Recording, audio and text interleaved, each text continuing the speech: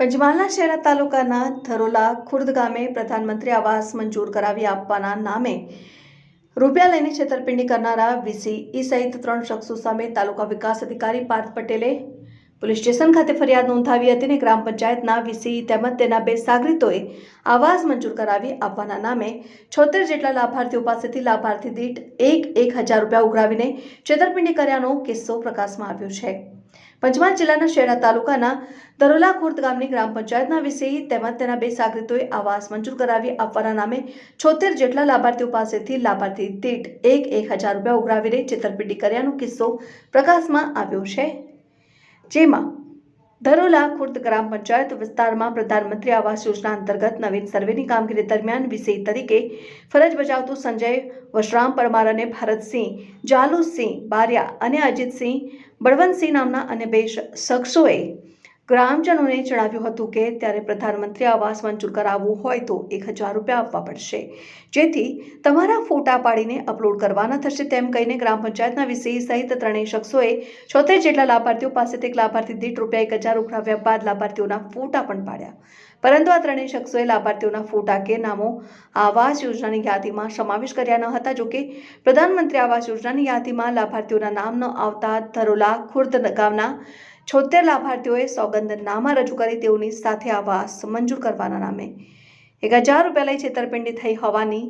શહેરા તાલુકા વિકાસ અધિકારી સમક્ષ રજૂઆત કરી હતી। આમ ધરોલા ખુર્દ ગામના વીસી તેમજ અન્ય 2 શખ્સોએ લાભાર્થીઓ પાસેથી આવાસ મંજૂર કરાવવા માટે 1,000 દીઠ 76 વિદ્યાર્થીઓ પાસેથી 76,000 રૂપિયા ઉઘરાવીને વિશ્વાસઘાત અને છેતરપિંડી કરી હોવાનું સામે આવતા સમગ્ર મામલે શહેરા તાલુકા વિકાસ અધિકારી વીસી સહિત 3 શખ્સો સામે શહેરા પોલીસ મથકે ફરિયાદ નોંધાવી હતી, જેથી પોલીસે ફરિયાદને આધારે તપાસ શરૂ આજે શહેરા તાલુકાની ધરોલા ગ્રામ પંચાયત ખાતે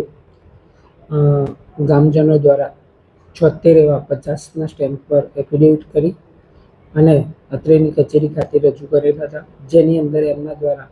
ગામના વીસી અને અન્ય 2 વ્યક્તિઓ ઈસમો છે એમના ઉપર એવા આક્ષેપ કરવામાં આવેલા કે જે તે સમયે આપણે પ્રધાનમંત્રી આવાસ સર્વે ચાલતું હતું, જેની અંદર એ સર્વેની અંદર એમના દ્વારા 1,000 રૂપિયાનું ઉઘરાણા કરવામાં આવેલા છે અને ઉઘરાણા કરી અને જો પૈસા ના આપે તો એમના ફોટા અપલોડ નહીં કરવામાં આવે એવું પણ કહેવામાં આવેલું હતું। એવું એફિડેવિટ દ્વારા એમને રજૂ કરેલું હતું, જે હકીકત જોતા એફિડેવિટને આધારે પૂરેપૂરી હકીકત તપાસ કરતા એ 3 ઈસમો દ્વારા ટોટલ 1,000 રૂપિયા દરેક આવાસે ઉઘરાયા હોય એવું સાબિત થતું હતું। તો તેના આધારે એ 3 ઈસમો ખોટી રીતે લોકોને ખોટી રીતે પ્રલોભન આપી અને ખોટી રીતે પૈસા ઉઘરાવી લીધા છે, એ અનુસંધાને એ 3 ઈસમો પર ગેરરીતિના બાબતે એફઆઈઆર કરવામાં આવેલ છે। 3 ઈસમોના નામ છે? 3 ઈસમોના નામ એક ઈસમ હાલમાં ગ્રામ પંચાયત ધરોલા ખાતે વીસી મતલબ કોમ્પ્યુટર ઓપરેટર તરીકે ફરજ બજાવે છે અને બીજા 2 ઈસમો એના સાગરીતો છે, જેમના નામ વિગતવાર તમને જોવા પડશે।